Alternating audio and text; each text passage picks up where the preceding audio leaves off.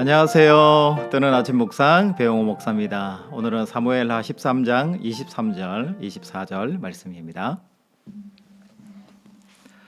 만 2년 후에 에브라임 곁 바알 하솔에서 압살롬이 양털을 깎는 일이 있음에 압살롬이 왕의 모든 아들을 청하고 압살롬이 왕께 나아가 말하되 이제 종에게 양털 깎는 일이 있사오니 청하건대 왕은 신하들을 데리시고 당신의 종과 함께 가사이다 하니. 아멘. 오늘은 압살롬의 복수에 대해서 함께 묵상해 보겠습니다. 우리가 인생을 살다 보면 해결하지 못하고 답을 구하지 못해서 혹은 답은 있는데 내가 그것을 실행할 수 있는 능력이 없기 때문에 그냥 내버려 두고 넘어가는 일들이 수없이 많이 있으실 것 같아요. 여러분, 다윗에게 있어서 해결하지 못하고 넘어간 일이 있죠. 매듭을 짓지 못한 일이 있는데요. 그 일이 무엇입니까? 그것은 암논과 다말 사이에 이런 불미스러운 사건이 생겼잖아요. 그랬을 때 뭔가 해결을 하고 매듭을 지었어야 된다라는 생각을 여러분 하시게 되잖아요. 그런데 다윗이 아무런 대답 없이 그냥 넘어간 거예요. 어쩌면 시간이 약이고 이제 한 2년 정도 시간이 지났으니까 괜찮겠지, 형제들끼리 서로 화목하게 잘 지내고 있는 것 아닌가라는 그런 착각을 하는 그런 순간이 있었습니다. 이 다말 사건이 있고 난 다음에 2년 후에 압살롬이 왕도 초청을 하고 그의 아들들 그리고 모든 친척들을 다 초청해서 양털 깎는 축제의 날이잖아요.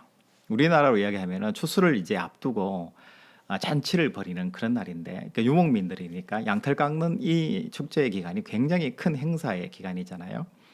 그래서 왕과 신하들과 모든 사람을 다 초청해요.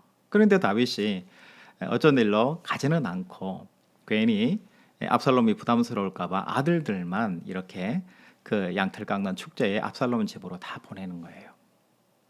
그런데 여러분, 성경을 읽어보신 분은 알겠지만 압살롬이 이미 종들에게 뭔가 주문을 해뒀어요. 모의를 하고 미리 계획해둔 게 있습니다. 그게 뭘까요? 바로 2년 동안 마음속에 깊이 칼을 넣어두고 복수의 날만 기다리고 있었던 거죠. 바로 암논 형님을 죽이는 바로 계획이었습니다. 결과적으로 어떻게 됐을까요? 암논이 왔을 때 압살롬의 종들이 암논을 애워싸고 처참하게 살해하는 사건이 일어났습니다. 이 소식을 들은 다윗이 어떻게 했을까요? 성경에 보면 대성통곡하면서 바닥에 엎드려서 울며 울부짖었다, 통곡을 했다, 이렇게 기록을 하고요. 신하들도 그렇게 하고 그의 아들들도 모두 통곡하면서 땅을 쳤다, 이렇게 성경에 기록합니다. 여러분, 우리가 성경을 보면 다윗이 바세바 사건 그 이후에 자기 자신 하나님으로부터 용서를 받았다라는 징표를 받잖아요. 그게 뭐냐면 바로 솔로몬이라는 아들이 임신되고 태어나는 사건이죠. 성경은 틀림없이 편집자들은 다윗이 하나님으로부터 용서를 받았고 새로운 다윗으로 걸어갈 수 있게 해 주셨다라는 것을 기록을 해요. 그런데 여러분, 구원이라는 것이 하나님으로부터 구원을 받고 내가 용서함을 받았다고 해서 그러면 그 구원받은 용서함 받은 사람이 그것으로 하나님이 인정하셨으니까 나는 끝났어, 이게 아니라는 거죠.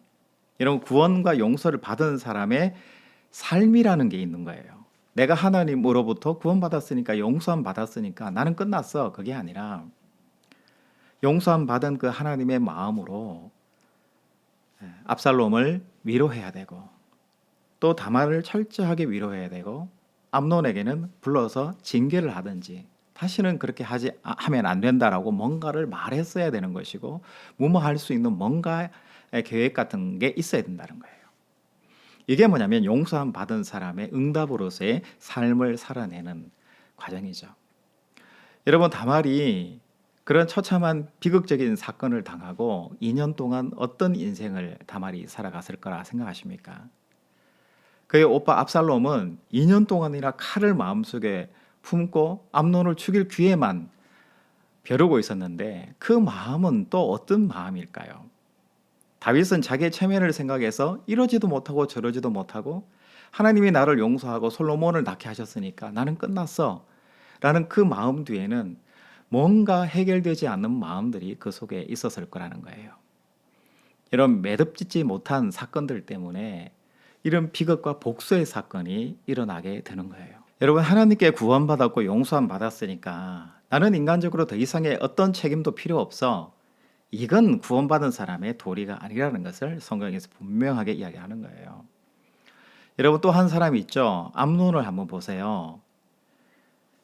친구가 그렇게 조언을 했고 아버지가 묵인을 해줬으니까 나는 아버지로부터 내가 용서함 받았으니까 나는 아무 죄가 없어 라는 자세로 암논도 다말을 위로하거나 아니면 압살롬을 위로하는 그런 삶을 산 게 아니잖아요. 회개하는 삶을 산 게 아니잖아요. 당당하게 머리를 들고 다녔을 것이고 다윗을 이어가지고 자기가 왕이 될지도 모른다라는 그런 생각으로 권세를 누리면서 살지 않았을까 싶어요. 다윗도 그렇고 암논도 그렇고 철저하게 다말과 압살롬에게 사과하고 용서를 비는 것이 뭐냐면 바로 구원받은 사람, 용서받은 사람이 바로 사과하고 용서 비는 것이 바로 구원받고 용서받은 사람의 자세라는 것을 오늘 성경은 분명하게 우리에게 증언을 하고 있습니다.